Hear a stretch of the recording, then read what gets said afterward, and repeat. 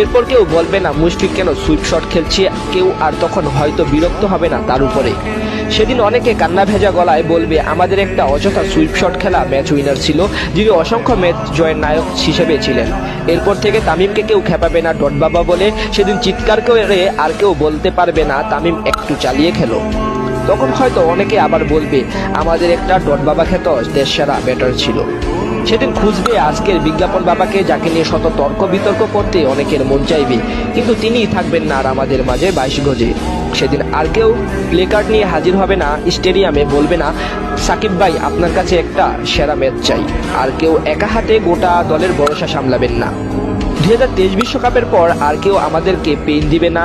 সময়ের সাথে সাথে পেইন কিলার সেদিন নিজেই হারিয়ে যাবেন শত চেষ্টা করেও। আর সেদিনের পর থেকে আমরা বলতে পারবো না অনেক হয়েছে, এবার বুড়ো রিয়াদ চলে যান, কারণ বলার আগেই সেদিন আমাদের ছেড়ে এই লাল সবুজ জার্সিটা ছেড়ে চিরতরে চলে যাবেন অবসরে।